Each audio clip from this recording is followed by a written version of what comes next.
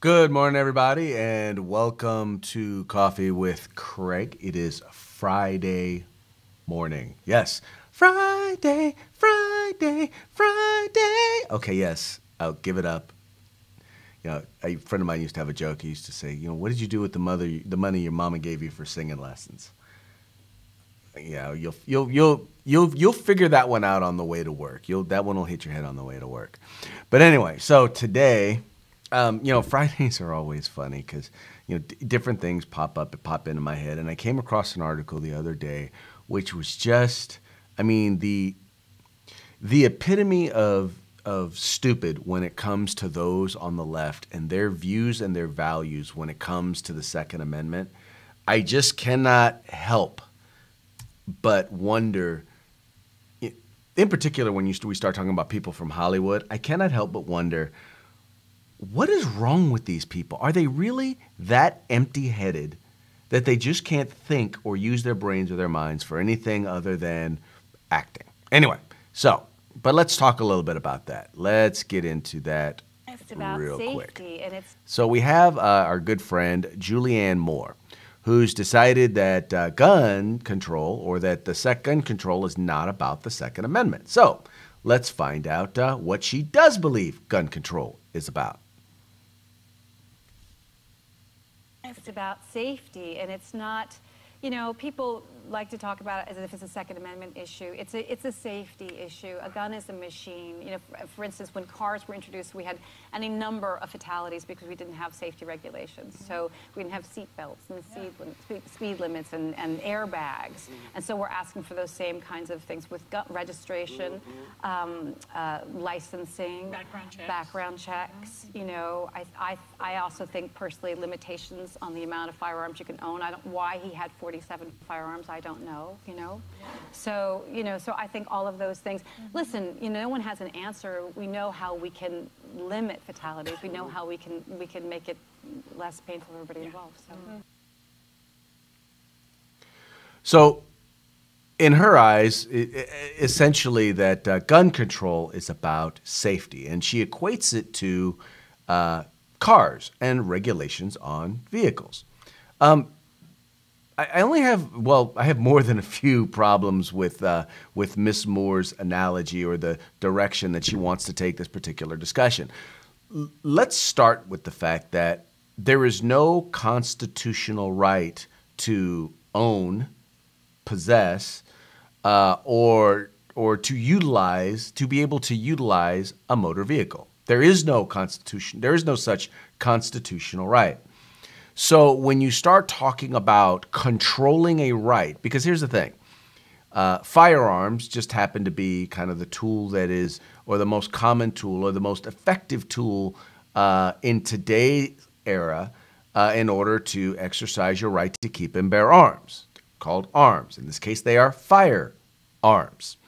So if we're talking about a constitutional right, I don't see how you tie that to vehicles. Anything that limits that right, when you start talking about controlling, she's talking about it's about safety. It's about registration. It's about limiting the number. She even went as far as saying limiting the number of firearms that you can own. Well, once again, if you're limiting the number of firearms that you can own, then isn't that an infringement on your ability to keep arms? How is that? Let's see. Shall not be infringed. The right to keep arms shall not be infringed. I know I read that somewhere. Ah, man, where did I read that? There's in this thing. It's called the Constitution. The Constitution. Right. That document called the Constitution. And in there is this thing called the what is it? The English Petition of Rights? No. The Bill of Rights. And then, let's see, it wasn't number one. I think it was number two. Yeah, number 2. It was the Second Amendment to the Constitution, or the Second Amendment to the Bill of Rights. So if you are now seeking to limit the number of firearms that I own and control it, that's an infringement. Isn't that a Second Amendment issue?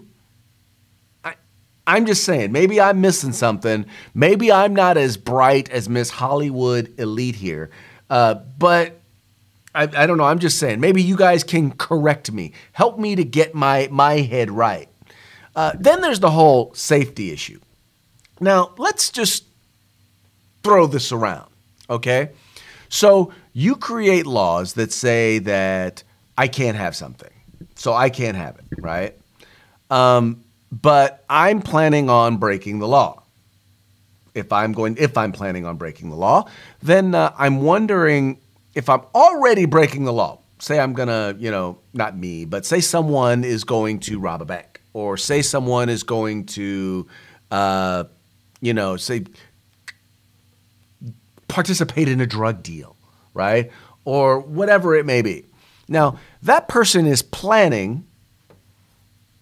They're planning to commit a crime. They're planning to break the law. So I'm wondering if at some point they're going to say, okay, let me make sure that my firearm that I'm about to use in the commission of a crime is registered. Let me make sure that I don't have a magazine that holds more than 10 rounds. Let me make sure that I don't have more than one. I mean, or in this case, she probably said, okay, let's limit it to 2, right? Doesn't really matter that I may have a dozen magazines. See, here's the thing that I never really understood. You look at most of these instances where they're like, people have all of these firearms. What does it matter if they have all of these firearms and I've yet to see any cases where they've used more than 2 of those firearms. And now once again, it's not a scientific, it's just my assessment, what I've seen so far. And maybe someone out there has actually done the research. I'm sure someone has. Maybe one of y'all have seen the research. I don't recall any situation where people have used, like in this case, she brings up the guy had 47 firearms. Did he use all 47 firearms in the commission of his crime? No. Did he use 10? No. Did he use 5? No. So what's your point? So he has a bunch of firearms. If someone owned a dozen cars and then went out and drove drunk, would you blame the number of cars that he owned? Would you? I don't think so. If you were a Hollywood mogul named Weinstein and you took advantage of actresses, in your office, would it matter how many offices you owned? No, it wouldn't. It's just retarded thinking. And here's the thing is that they know that their whole goal is they want to ban guns, except in their movies, because guns make them money in their movies. So they want to ban guns except in their movies. But they can't really come up with a really legitimate reason. So they just make stuff up. And see, this is the reason why, look, you guys know, I'm into acting. I'm an amateur actor. Every once in a while, it puts a little money in my pocket. But for the most part, it's a thing that I do. It's my artistic expression other than me just sitting here running my mouth. But it's my artistic expression, right? But here's the thing that I know. There's a reason why you guys will notice you don't hear me doing gun reviews on this show. The reason why is because while I am a casual shooter, I enjoy shooting, I own a number of firearms, I am not a firearms expert. It is not my area of expertise, right? But I can talk to you about policy. I can talk to you about gun, firearms policy, and politics. Why? Because that's an area that I know.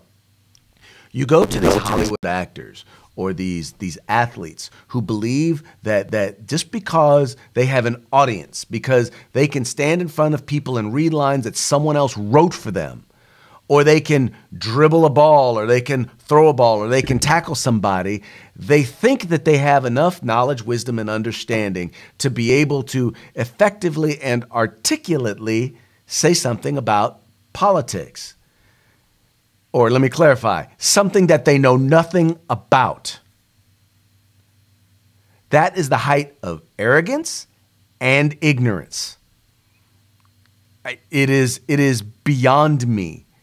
And I trust me, there's oftentimes when I'm around folks in the film community, and you know, most of them, and I'll just tell you this, most people I know in the film community really do think about, you know, they think and they contemplate politics and stuff like that. And it's, you know, like kind of like the average person, but it's those people who have been given the mega audience, the people who've been in the movies, the people who have these big audiences who think that just because a lot of people pay attention to them do their craft, that they can then go and do other things. Ask Michael Jordan how professional baseball went.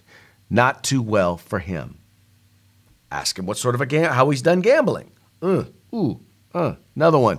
Not too good for him. It's pretty darn good thing for him that he was a good basketball player. So tell you what, stick to basketball. Julianne Moore, stick to acting. Because when it comes to understanding firearms, understanding the law, and understanding the Constitution, you suck at it. Anyway, that's all I have to say on that.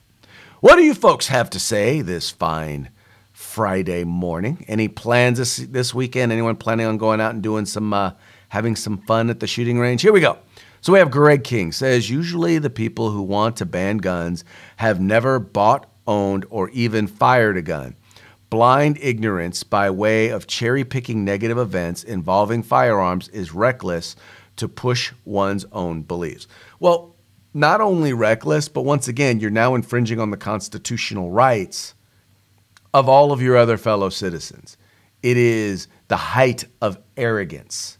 It is the height of arrogance. Once again, to think that because you are good at reading lines that someone else wrote, and oh, by the way, and someone else cuts out all your mistakes, that you think that you really have something valid to say on a topic in which you are an idiot.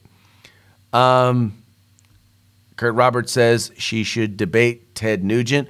You know, once again, I don't know Ted Nugent. I'm assuming that he probably knows a lot more about the issue than your average Hollywood type, but that's largely because he's made it a point to educate himself on the issue. But even then, I want to know what folks like John Lott have to say. I want to know what folks like Alan Gura have to say.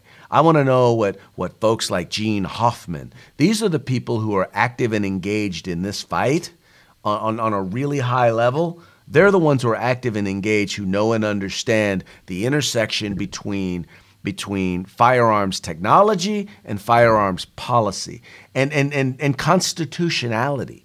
You know, these are the folks that are studying it, that are fighting in this realm, and that are fighting in the courts, impacting our constitutional civil rights. That's who I want to hear from on this particular issue. Just saying, because they know what they're talking about. Patrick says, California, where we supply needles and safe location for addicts to shoot up. California, where we lessen criminals use of gun crimes. California, where you are a law-abiding citizen only if you don't need a gun. You know, Patrick, you hurt my feelings with that one because it is all true. Dang, Patrick. Okay, you get the points for comment of the day, at least so far. Here we have Philip. Philip says 18 USC 24.1 and 18 USC 24.2 establish a maximum penalty of death for passing gun control laws. Why can't we argue for federal law to be enforced so we get our rights? I don't know exactly what the code says other than what you just said, Philip, but if that's what it says, wow, you may have a point. You may have a point there. Daniel says, ignorance is bliss when it comes to our politicians. Well, yeah, because even our politicians largely, at least the ones who are passing this legislation, who are promoting this legislation, are ignorant.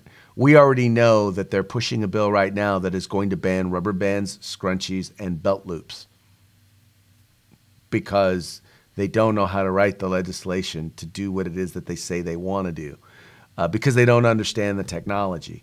We had one legislator here in California who tried to make this a block of aluminum, would have made this a firearm because, well, we're here in the state of California and we don't know what we're talking about. Unfortunately, that's politicians. But it's even worse when you have someone like this lady who's a Hollywood star who is fully and wholly ignorant. She doesn't even understand the politics. She's just ignorant to the 10th degree. Facts don't overrule feelings in their world. That is 100% correct, John. They do not overrule how you feel, even the intent. And see, here's what's so odd. So when they look at legislation, they don't look at what it actually does. They want to talk about what the intent of it is. Because if the intent is good, well then, hey, it'll all work out in the end. The problem is that they assume that everything that their side is proposing is good. The intentions are good, therefore it ought to be supported. And the other side, anything that our side proposes is bad. The intent is bad. Why? Because we're bad and evil. If you are right of center, according to Democrats, you are evil. That's why they feel it's okay to throw rocks at you and not let you speak, why they feel it's okay to attack you with bike locks.